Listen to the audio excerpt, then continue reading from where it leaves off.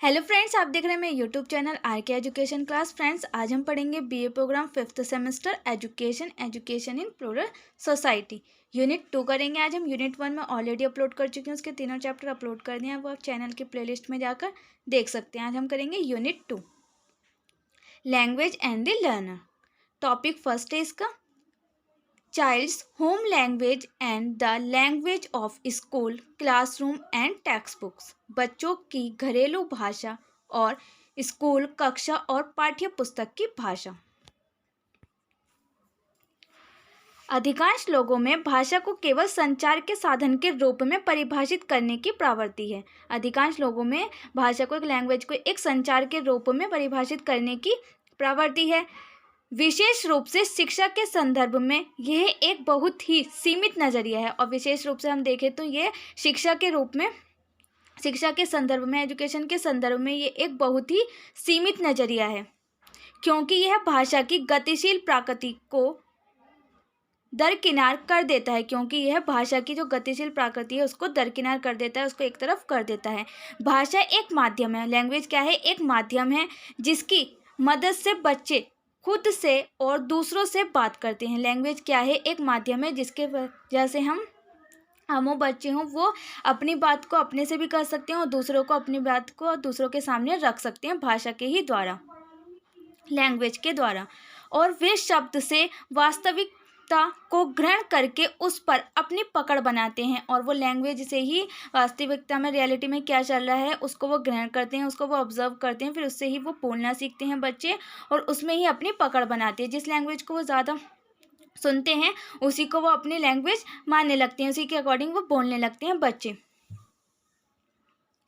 बच्चे स्वाभाविक रूप से भाषा सीखने वाले होते हैं, और बच्चे क्या होते हैं? स्वाभाविक रूप से भाषा सीखने वाले होते हैं, क्योंकि वो जो सुन रहे होते हैं उसी भाषा को वो धीरे धीरे ऑब्जर्व करते हैं और उसको ही वो सीखने लगते हैं, उसको ही बोलने लगते हैं, क्योंकि वे एक जन्मजात भाषा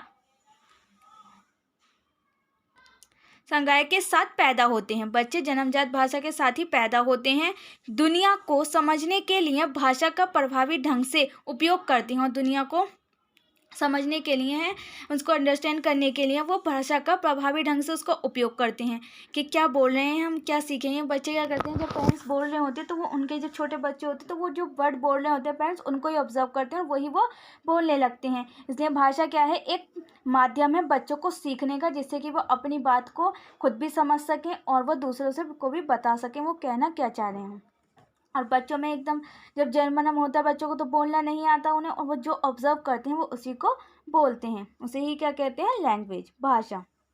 औपचारिक शिक्षा शुरू करने से पहले ही बच्चे अपने घरेलू भाषाओं की प्रणाली को नियंत्रित करने वाले जटिल नियम को हासिल कर चुके होते हैं। जब बच्चे औपचारिक लैंग्वेज सीखें उससे पहले ही वो जो फैमिली में, उनके परिवार में जो लैंग्वेज बोली जा रही होती है वो घरेलू लैंग्वेज को ही सीखने लगते हैं, उसको ही नियंत्रित करने देते हैं, वही उनके लिए एक लैंग्वेज बन जाती है। इन भाषाओं का उपयोग करने परिवार में दैनिक बातचीत के साथ साथ अपने पड़ोस में संवाद करने के लिए कर रहे होते हैं, और वो जो वो लैंग्वेज सीखते हैं अपने परिवार से, अपनी फैमिली से, वो उसको ही अपने परिवार से बातचीत करने के लिए, दैनिक बातचीत जो डेली रूटीन में बातचीत होती है उसके लिए, और अपने आस पड़ोस में संवाद करने के लिए, अपने आस पड़ोस के बच्चों से बोलने के लिए उसी भाषा को वो सीखने लगते हैं, जो कि उनके परिवार में बोली जा रही है या उनकी जो सोसाइटी में बोली जा रही है, उसी लैंग्वेज को ज़्यादा ऑब्जर्व करते हैं और उसी को वो बोलने लगते हैं एक औपचारिक लैंग्वेज से पहले। बच्चा भाषा का उपयोग विचारों, लोगों और चीज़ों के बीच संबंध बनाने के लिए करता है। बच्चा जब होता है वो भाषा का उपयोग किस चीज़ के लिए करता है? अपने विचारों को व्यक्त करने के लिए, लोगों को और चीज़ों के बीच संबंध बनाने, उनमें रिलेशन बनाने के लिए करता है, और दुनिया और अपने आसपास से संबंध बनाने के लिए करता है। और दुनिया से संबंध बनाने के लिए और अपने आसपास जो भी चीज़ें हैं उनसे रिलेशन बनाने के लिए बच्चा लैंग्वेज का उपयोग करता है, भाषा का उपयोग करता है। जैसे जब छोटा बच्चा होता है तो उसे टॉय चाहिए, तो वो टॉय के लिए बोलता है मुझे टॉय चाहिए, तो वो जो सीख रहा होता है वो उसी को लैंग्वेज अपनी बनाता है, उसी को अपनी भाषा वो बना लेता है, और उसी पर वो अपनी ऑब्जर्व करता है, उसी को ऑब्जर्व करके वो उसको अपनी लैंग्वेज को अपना लेता है। जब बच्चे की मातृभाषा को स्कूल में अस्वीकृत किया जाता है तो यह उसके आत्मा और आत्मविश्वास की भावना को गंभीर रूप से प्रभावित करता है।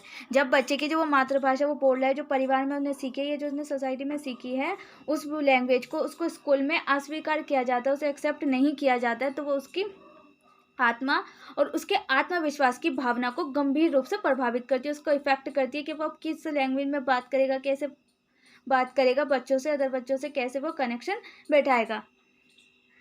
यह उन अल्पसंख्यक समूह के बच्चों के मामले में विशेष तौर पर होता है जिनकी मातृभाषा को स्कूल में मान्यता नहीं मिलती, और यह मूल्यत उन बच्चों के लिए ज़्यादा होता है जो अल्पसंख्यक बच्चों के जो समूह होते हैं उन बच्चों के मामलों में विशेष तौर पर होता है, क्योंकि वह अपनी मातृभाषा जो सीखे हुए हैं उनको स्कूल में उसकी मान्यता नहीं दी जाती, उसको स्कूल में एक्सेप्ट नहीं किया जाता और उन्हें अपमानित और असह्य छोड़ दिया जाता है, उन्हें अपमानित किया जाता है और उन्हें असह्य छोड़ दिया जाता है। भाषा और शक्ति की भी गहरा संबंध है, भाषा का और शक्ति का भी गहरा रिलेशन है। यह शक्ति संबंध तब स्पष्ट होता है जब भाषा की एक किस्म कानूनी मान्यता या आधिकारिक दर्जा प्राप्त कर लेती है, और यह जब उत्पन्न होता है जब एक भाषा जो है वो एक किस्म की जो भाषा एक लैंग्वेज है वो कानूनी मान्यता प्राप्त कर लेती है, कानूनी तौर पर उसको अपनाया जाता है और ये आधिकारिक दर्जा प्राप्त कर लेती है, कानूनी मान्यता भी प्राप्त कर लेती है और आधिकारिक दर्जा भी प्राप्त कर लेती है। उसमें शक्ति और संबंध का स्पष्ट होता है जब एक किस्म की जो लैंग्वेज है वो, जबकि अन्य प्रकार की जो बोले जाने वाली भाषाएं वो कमतर मान ली जाती हैं। मातृभाषा मानक भाषा और शिक्षा के माध्यम के बारे में एक संपूर्ण विश्राम है। क्या है? मातृभाषा जो है वो एक मानक भाषा और शिक्षा के माध्यम में एक संपूर्ण विमर्श है।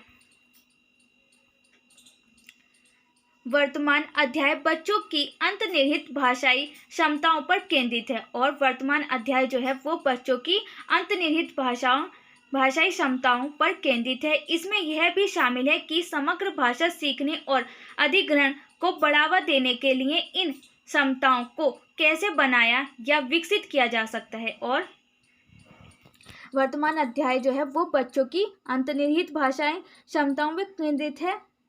इसमें यह भी शामिल है, इसमें यह भी इंक्लूड किया गया है कि जो समग्र भाषा सीखने और अधिग्रहण करने, उसको समझने और उसको अधिग्रहण करने को बढ़ावा देने के लिए और इन क्षमताओं को कैसे बनाया या विकसित किया जाएगा, इस बारे में है जो वर्तमान अध्ययन है।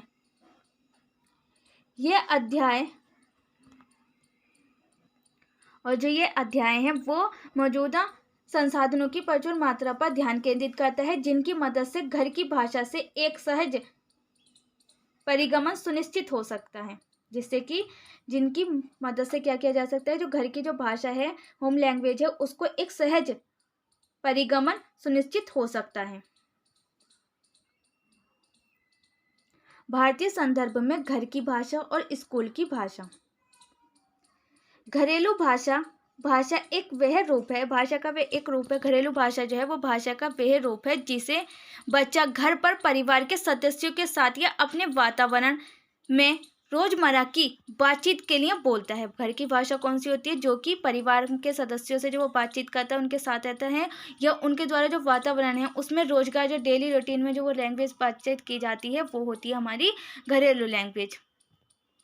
क्योंकि भारत दुनिया में सबसे अधिक भाषाई विविधता वाले देशों में से एक है, क्योंकि इंडिया जो है वो में बहुत ज़्यादा लैंग्वेजें बोली जाती हैं, बहुत सारी विविधता वाली लैंग्वेजें बोली जाती हैं, और बहुभाषी भाषा भारत में अधिकांश बच्चे घर से स्कूल आने पर पहले ही 2 या 3 भाषाएं सीख चुके होते हैं। और बच्चे जो होते हैं वो पहले ही, इंडिया में क्या होता है कि जो बच्चे स्कूल जाने से पहले ही 2-3 प्रकार की भाषा बोलने लग जाते हैं। एक तो जो उनके घर में बोली जा रही है, एक बाहर बोली जा रही है, उसको सीखने लगते हैं। बच्चों से वो कैसे इंटरेक्ट कर रहे हैं उस लैंग्वेज को वो सीख जाते हैं। तो 2-3 भाषाएँ स्कूल जाने से पहले ही सीख जाते हैं, क्योंकि इंडिया जो है वो विविधता वाली भाषा वाला देश है।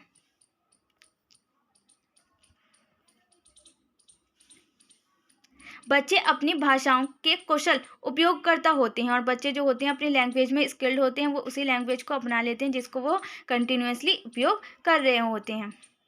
ज़्यादातर बच्चों की भाषा स्कूल की भाषा से भिन्न होती है, और ज़्यादातर मोस्टली जो बच्चे होते हैं उनकी जो लैंग्वेज होती है क्योंकि जो बच्चा जिस वातावरण में रह रहा होता है, जिस परिवार में रहता है, उसके अकॉर्डिंग ही वो लैंग्वेज सीखता है। बट स्कूल में हर प्रकार के बच्चे आए हुए होते हैं, हर सोसाइटी से बच्चे आए हुए होते हैं, हर वातावरण के बच्चे होते हैं, इसलिए वो डिफरेंट डिफरेंट लैंग्वेज बोलते हैं स्कूल में। यह उन बच्चों के लिए चुनौती पेश करता है जो अपने स्कूल में इस्तेमाल की जाने वाली भाषा से परिचित नहीं होते, और ये उन बच्चों के लिए ज़्यादा टफ होता है जो बच्चे स्कूल की जो लैंग्वेज है, स्कूल लैंग्वेज है, उसको इस्तेमाल करने के लिए उस लैंग्वेज से परिचित नहीं होते, मतलब उनको उसके बारे में पता नहीं होता कि स्कूल में कौन सी लैंग्वेज बोली जा रही है। खासकर उनके सीखने की शुरुआती वर्षों के दौरान जब कक्षा में बच्चे की घरेलू भाषा का स्वागत नहीं किया जाता, और खासकर ये जब होता है जब वो शुरुआती स्टार्टिंग करते हैं, स्कूल में जाने के लिए एंट्री करते हैं, और उसके जो वो घरेलू लैंग्वेज है वो बोल रहे होते हैं, उसको एक्सेप्ट नहीं किया जाता, उसका स्वागत नहीं किया जाता उनकी घरेलू लैंग्वेज का।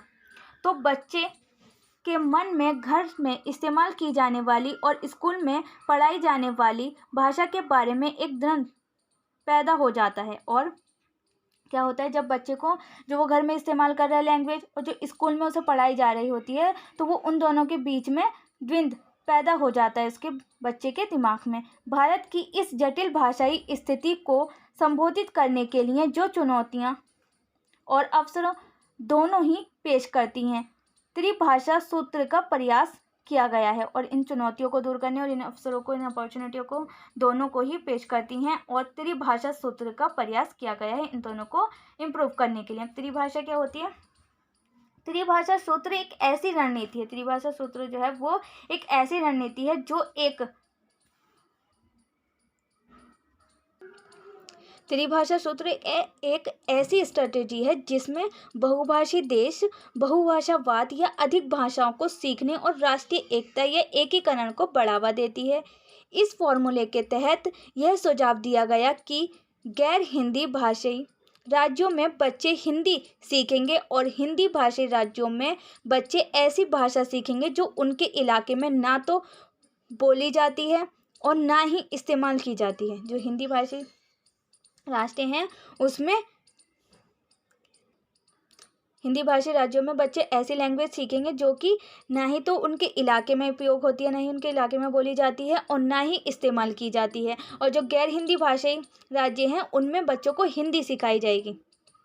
किसके द्वारा किया गया? ये त्रिभाषा सूत्र की फॉर्मूले के द्वारा, कि हिंदी गैर हिंदी भाषाई राज्यों में हिंदी सिखाई जाएगी, और जो हिंदी वाली भाषा जिनमें हिंदी बोली जाती है उन पर जो दूसरी लैंग्वेज है जो उनके ना की जो कि उनके इलाके में इस्तेमाल की जाती है, ना बोली जाती है और ना ही उनका इस्तेमाल किया जाता है, ना तो बोली जाती है ना ही। आसान शब्दों में हम कह सकते हैं कि जहाँ पर हिंदी नहीं बोली जाती वहाँ हिंदी सिखाई जाएगी उन राज्यों में, और जहाँ पर हिंदी बोली जाती है वहाँ ऐसी भाषा सिखाई जाएगी जो कि ना ही तो उनके द्वारा इस्तेमाल की जाती है और ना ही वो बोली जाती है, वो लैंग्वेज सिखाई जाएगी। इसके अलावा आधुनिक भारतीय भाषा MIL के तहत संस्कृत का भी अध्ययन किया जा सकता है, और इसके द्वारा क्या कहते हैं, आधुनिक भाषा जो कि संस्कृतिक है उसका भी अध्ययन किया जा सकता है, उसकी भी स्टडी की जा सकती है। घरेलू भाषा को स्कूली भाषा में बदलने की कुछ चुनौतियाँ, क्या चैलेंजेस आते हैं होम लैंग्वेज को स्कूल लैंग्वेज में ट्रांसफ़र करने में। फर्स्ट, बच्चे सक्षम भाषा प्रयोक्ता कॉम्पिटेंट लैंग्वेज यूजर्स हैं।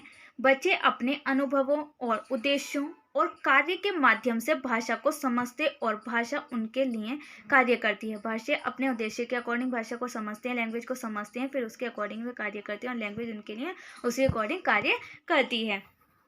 हालांकि जब वे स्कूल में प्रवेश करते हैं तो उनकी भाषा की समझ को अनदेखा किया जाता है, और जब बच्चे क्या करते हैं, जब स्कूल में प्रवेश करते हैं, स्कूल में एंट्री लेते हैं, एडमिशन करवाते हैं, तो उनकी जो लैंग्वेज उन्होंने होम लैंग्वेज सीख रखी होती है उसको अनदेखा किया जाता है, उसको इग्नोर किया जाता है, क्योंकि पारंपरिक कक्षाएं भाषा के साथ सार्थक जुड़ाव के बजाय भाषा के यांत्रिक पहलुओं पर केंद्रित रहती हैं। क्योंकि जो कक्षाएं हैं वो भाषा के सार्थक जुड़ाव के बजाय भाषा के जो यांत्रिक पहलू हैं उन पर ज़्यादा केंद्रित होती हैं, इसलिए उनको जो होम लैंग्वेज होती है उसको इग्नोर किया जाता है। जब स्कूल भाषा का केवल एक निश्चित रूप अपनाया जाता है जब स्कूल भाषा का केवल एक निश्चित ही रूप अपनाता है, एक सर्टेन रूप ही अपनाता है, सही उच्चारण और कुछ शब्द संग्रह पर ध्यान केंद्रित करता है। क्या करता है वो? सही उच्चारण, उस वर्ड का क्या उच्चारण है उस पर, और शब्द संग्रह पर ध्यान केंद्रित करता है। तो बच्चे अपमानित होने के डर से अभिव्यक्ति करने में असमर्थ होते हैं। तो बच्चे अपमानित होने के, उनकी इंसल्ट की जाएगी, अगर वो कुछ वर्ड गलत बोल देंगे तो उनके इंसल्ट की जाएगी, इसी वजह से वो अपने विचार को टीचर्स के सामने नहीं रख पाते, वो बोल नहीं पाते हैं, अपनी जो अभिव्यक्ति है वो उनके सामने प्रस्तुत करने से असमर्थ होते हैं। जब कक्षा में उनकी भाषा क्षमताओं को स्वीकार नहीं किया जाता तो बच्चे की रचनात्मक अभिव्यक्तियों पर भी अंकुश लगता है, और जो बच्चे की जो होम लैंग्वेज है, जिसको वो बचपन से बोलता आ रहा है, उसको एक्सेप्ट नहीं किया जाता। तो बच्चे की जो रचनात्मक अभिव्यक्तियाँ होती हैं, जिसमें कि वो उसको इंटरेस्ट भी होता है किसी का काम को करने में, हम इजीली क्या अंडरस्टैंड कर सकते हैं कि जो बच्चा है उसको कुछ काम करने में इंटरेस्ट है, यानी कि उसे कोई पोएम सुनाने में इंटरेस्ट है, बट उसने वो लैंग्वेज जो है, वो जो पोएम है वो अपनी होम लैंग्वेज में लर्न कर रखी है, तो वो उसको भी बोलने से डरता है कि कहीं मेरी इसको अगर मैं बोलूँगा तो मुझे इंसल्ट ना हो जाए, इसी वजह से कि बच्चों के सामने मेरी इंसल्ट होगी। वो जो भी उनके अंदर, बच्चों के अंदर जो इंटरेस्ट होते हैं किसी कार्य को करने के, उन पर भी अंकुश लग जाता है, वो भी नहीं कर पाते हैं।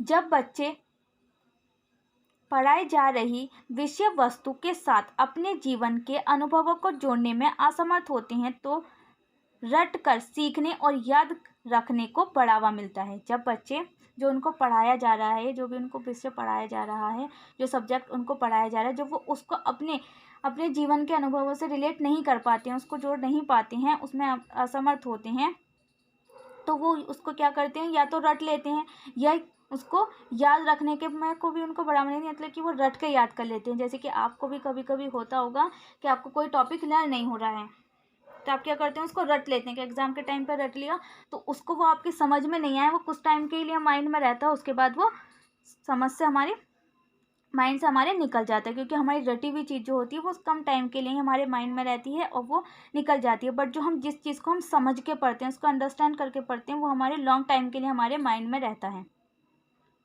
तो बच्चों के साथ भी ऐसा ही होता है कि बच्चों को जो सब्जेक्ट समझ में नहीं आ रहा होता है, जो उनकी लैंग्वेज में नहीं पढ़ाया जाता है, जिसको वो समझने में बिल्कुल भी समर्थ नहीं होते हैं, तो वो क्या करते हैं, उसको रट लेते हैं, और उससे क्या होता है, रट कर याद करने को सीखने में इसमें बढ़ावा मिलता है, उसको वो रट कर ही याद करते हैं, ना कि भाषा विकास को, यानी कि ना कि वो भाषा के विकास को, उसको जो वो भाषा जिसमें सिखाया जाता है उसको विकास नहीं होता, उसको वो रट लेते हैं। यह पूरे पाठ्यक्रम और उच्च स्तर पर उनकी समग्र शिक्षा को प्रभावित करता है, और ये क्या करता है, उनके उस पूरे जो पाठ्यक्रम है जो वो पढ़ रहे हैं उसको, उच्च स्तर पर उनकी समग्र शिक्षा को भी इफेक्ट करता है। उनका रट कर सीखना, उसको अंडरस्टैंड नहीं करना, उसको रट लेना। घर और स्कूल की भाषाओं के बीच का अंतर बच्चे को एक सुचारू परिवर्तन करने में बाधा डालता है, और घर और स्कूल की जो भाषाएं हैं उसके बीच जो डिफरेंस है वो बच्चे के सुचारू रूप से परिवर्तन करने में बाधा डालता है, कि वो उसका ठीक से वो उसको परिवर्तन नहीं कर सकता सुचारू रूप से, तो उसमें वो उसको इफेक्ट करता है। यह बच्चे के समग्र विकास के लिए हानिकारक है, और यह बच्चे के समग्र विकास के लिए भी हानिकारक है। औपचारिक परिस्थिति या स्कूल के लिए यह महत्वपूर्ण है कि बच्चे की योग्यता को उसकी घरेलू भाषा में पहचाना जाए और भाषा कौशल के अर्थ निर्माण और महारत के व्यापक अवसर प्रदान करने पर ध्यान केंद्रित किया जाए। अब स्कूल को क्या कहना चाहिए कि औपचारिक परिस्थिति या स्कूल के लिए यह महत्वपूर्ण है कि जो बच्चे की जो योग्यता है, उसकी कैपेबिलिटी है, उसकी घरेलू भाषा में पहचाना जाए, उसको उसकी जो घरेलू लैंग्वेज है, उसकी जो होम लैंग्वेज है, उसके अकॉर्डिंगली उसको पहचाना जाए, और उस भाषा में उसको स्किल्ड अर्थ निर्माण और महारत के व्यापक अवसर प्रदान करने पर ध्यान केंद्रित किया जाए। कक्षा में घर की भाषा का महत्व। अब कक्षा में घर की भाषा का, घर के लैंग्वेज का क्या महत्व है। समग्र भाषा सीखने के दृष्टिकोण के लिए प्राथमिक स्तर की कक्षा में बच्चों की घरेलू भाषा का उपयोग होना महत्वपूर्ण है। समग्र भाषा सीखने के लिए, उसको लैंग्वेज सीखने के लिए, कोई भी जो स्कूल लैंग्वेज है उसको सीखने के लिए, उसके लिए जो प्राथमिक स्तर में है, जब वो फर्स्ट कक्षा में उसका एडमिशन होता है तो उसमें क्या करना चाहिए, जो घरेलू लैंग्वेज है उसको ही उपयोग होना चाहिए, उसका ही उपयोग करवाना चाहिए। और समग्र रूप से सीखने के लिए घरेलू भाषा के निम्नलिखित लाभ हैं। और समग्र रूप से सीखने के लिए यानी उसको डीप में सीखने के लिए घरेलू भाषा के निम्नलिखित लाभ हैं। क्या क्या लाभ हैं उसे देख लेते हैं हम। फर्स्ट लाभ आता है, घरेलू भाषा सभी के लिए पाठ्याचार्य को अधिक सुलभ बनाती है। घरेलू भाषा जो होती है वो सभी के लिए पाठ्याचार्य को पुस्तक को पढ़ने के लिए, सब्जेक्ट को रीड करने के लिए अधिक सुलभ बनाती है। उसको अच्छे से वो रीड कर सकते हैं। जब वो अपनी घरेलू भाषा में, घरेलू लैंग्वेज में सीखेगा तो वो ईजिली उसको अंडरस्टैंड कर पाएगा। जिन बच्चों की मातृभाषा स्कूल से भिन्न होती है, जिन बच्चों की जो मातृभाषा है वो स्कूल से भिन्न होती है, टंग लैंग्वेज जो होती है वो उनकी स्कूल से डिफरेंट होती है, तो उन्हें केवल इसलिए अक्षम माना जाता है कि वे शिक्षक की तुलना में एक अलग भाषाई मॉडल से संबंधित हैं, इसलिए उनमें काफ़ी आत्मविश्वास की कमी होने लगती है। उनको, जिन बच्चों की मातृभाषा जो है वो स्कूल की भाषा से भिन्न होती है, डिफरेंट होती है, उन्हें केवल इसीलिए अक्षर माना जाता है, मतलब कि उन्हें इसलिए कैपेबल नहीं माना जाता कि वे शिक्षक की तुलना में जो है वो अलग भाषाई मॉडल से संबंधित है, क्योंकि शिक्षक जो पढ़ा रहा है उससे वो बिल्कुल डिफरेंट लैंग्वेज में पढ़ रहे हैं। तो इसीलिए वो क्या करते हैं, उनमें काफ़ी आत्मविश्वास की कमी होने लगती है, उनमें आत्मविश्वास जो है वो कम होने लगता है बच्चों में। भाषा कौशल हस्तांतरणीय है। बच्चे समक्ष भाषा उपयोगकर्ता होते हैं, जहां वे पहली भाषा या घरेलू भाषा सीखने में कुछ रणनीतियां और कौशल विकसित करते हैं। ये कौशल पहली भाषा से दूसरी भाषा में या एक विषय से दूसरे विषय में हस्तांतरित किया जा सकता है। या तो वो जो बच्चे हैं वो जो लैंग्वेज सीखते हैं, फर्स्ट लैंग्वेज सीखते हैं, उसमें सक्षम होते हैं, उसके उपयोगकर्ता होते हैं सक्षम रूप से। और जहाँ वे पहली भाषा या घरेलू भाषा सीखने में कुछ रणनीतियाँ और कौशल विकसित करते हैं, वहीं हम क्या कर सकते हैं, जो पहली लैंग्वेज से दूसरी लैंग्वेज को ट्रांसफ़र करने के लिए एक विषय से दूसरे विषय को हस्तांतरित किया जा सकता है उनके लिए। उदाहरण के लिए, यदि एक बच्चा भाषा की एक निश्चित अवधारणा से परिचित है, एक बच्चा है वो भाषा की एक जो निश्चित अवधारणा उससे परिचित है तो वह उस समझ को नई भाषा या दूसरी भाषा में हस्तांतरित कर सकता है। तो उसको जो वो भाषा है उसकी वो दूसरी भाषा में उसी तरह से उसको समझ को नई भाषा में या दूसरी भाषा में भी हस्तांतरित कर सकता है, अगर वो उस भाषा की निश्चित अवधारणा से परिचित है तो। कि किस अकॉर्डिंग उन्हें लैंग्वेज सीखी है तो वो इसी अकॉर्डिंग दूसरी लैंग्वेज को भी इसी अकॉर्डिंग वो अंडरस्टैंड कर सकता है। बच्चे की घरेलू भाषा का समर्थन उनके संज्ञानात्मक और भाषा विकास को बढ़ाता है। बच्चे की जो घरेलू भाषा है उसका समर्थन उनके संज्ञानात्मक और भाषा विकास को बढ़ाता है। द्विभाषा और बहुभाषावाद ने बच्चों के लिए संज्ञानात्मक लाभ साबित किए हैं, क्योंकि एक या दो से अधिक भाषाएं जानने वाले बच्चे अपने एक भाषी बच्चे की तुलना में बेहतर प्रदर्शन करते हैं। जो बच्चे एक से दो लैंग्वेज जानते हैं, दो या दो से अधिक लैंग्वेज जानते हैं, वो बच्चे एक भाषा, जो एक बच्चा है वो सिर्फ एक लैंग्वेज जानता है, उसकी तुलना में अधिक बेहतर प्रदर्शन करते हैं। इसलिए भारतीय कक्षाओं में घरेलू भाषा के उपयोग को प्रोत्साहित किया जाना चाहिए, जिससे बच्चे को शैक्षणिक सफलता प्राप्त करने में मदद मिलेगी। इसलिए भारतीय कक्षाओं में घरेलू भाषा के उपयोग को प्रोत्साहित किया जाना चाहिए, उसको एक्सेप्ट किया जाना चाहिए, जो घरेलू भाषा है उसको एक्सेप्ट किया जाना चाहिए, और जिससे कि वो बच्चे जो हैं वो शैक्षणिक सफलता प्राप्त करने में उनको हेल्प मिलेगी। अब द्विभाषी क्या होता है, बहुभाषीवाद क्या होता है। द्विभाषी होता है मतलब जो दो भाषाएं जानता है, यानी कि हिंदी और इंग्लिश, जो बच्चा हिंदी और इंग्लिश जानता है तो उसे हम क्या कहेंगे, दो भाषी। और दो बहुभाषी किसे कहते हैं, एक से ज़्यादा लैंग्वेज जानना है, यानी कि मुझे हिंदी भी आती है, उर्दू भी आती है और संस्कृत भी बोल लेते हैं या ऐसे फ्रेंच बोल लेते हैं। तो दो या दो से अधिक भाषाएं जो जान लेता है बच्चा उसको हम क्या कहते हैं, बहुभाषी। और द्विभाषी जिसे दो लैंग्वेज आती हैं।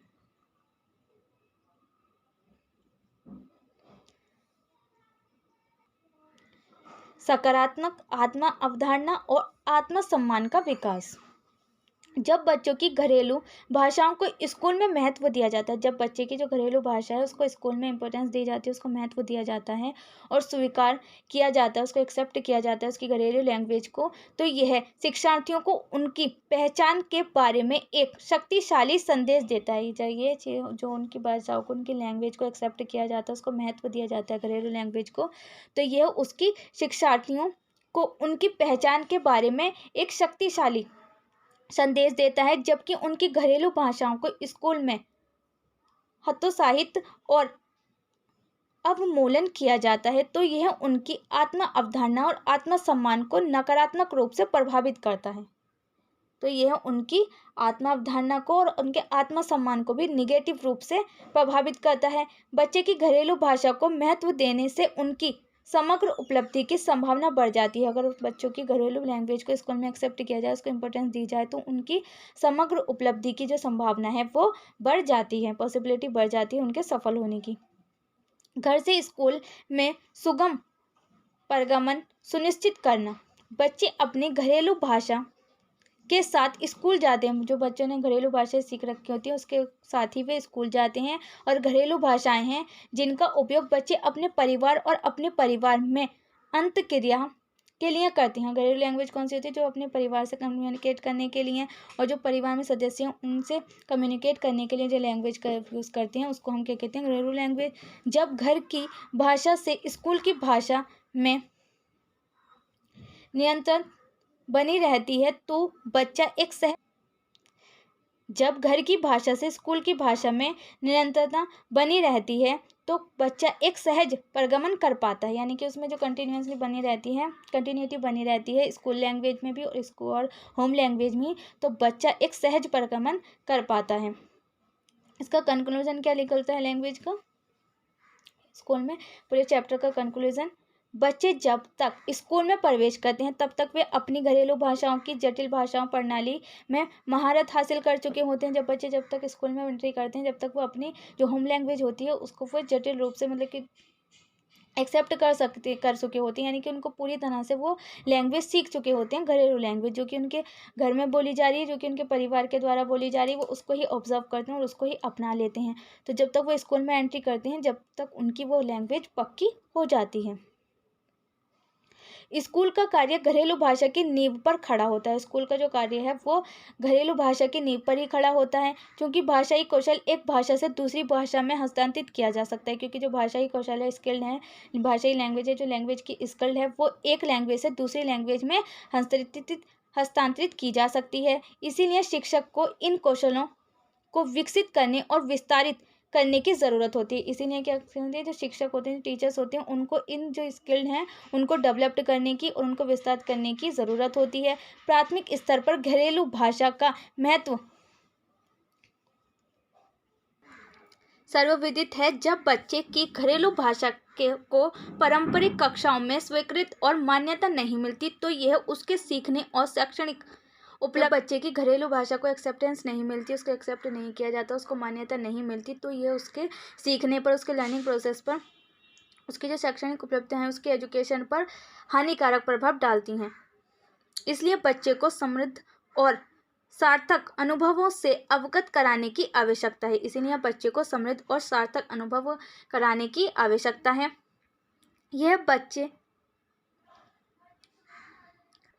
यह बच्चे को अच्छी स्किल में हेल्प करेंगी, जहां वे भाषा के सभी विभिन्न कौशलों को विकसित कर सके, अर्थात बोलना, सुनना, पढ़ना, लिखना एवं सोचना सीख सके।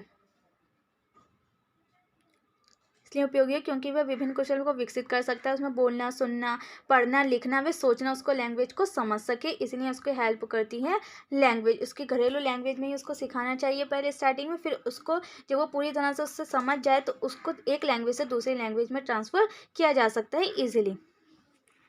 दैट्स ऑल फ्रेंड्स, ये आपका यूनिट 2 का चैप्टर फर्स्ट कंप्लीट होता है। नेक्स्ट वीडियो में करेंगे हम चैप्टर 2 इसमें करेंगे फ्रेंड्स। उम्मीद है फ्रेंड्स आपको वीडियो पसंद आई होगी। वीडियो कैसी लगी कमेंट बॉक्स में लिखकर ज़रूर बताना। ऐसी इंटरेस्टेड वीडियो देखने के लिए मेरे चैनल को लाइक, शेयर, सब्सक्राइब करना ना भूलें। साथ में बेल आइकन को भी प्रेस करें, जिससे कि आने वाली वीडियो की नोटिफिकेशन सबसे पहले आपके पास पहुँचे। और इस वीडियो को ज़्यादा से ज़्यादा शेयर करें, जिससे कि इस वीडियो का प्रॉफिट उन बच्चों तक भी पहुँच जाए जिसको इनकी ज़रूरत है। Thanks for watching.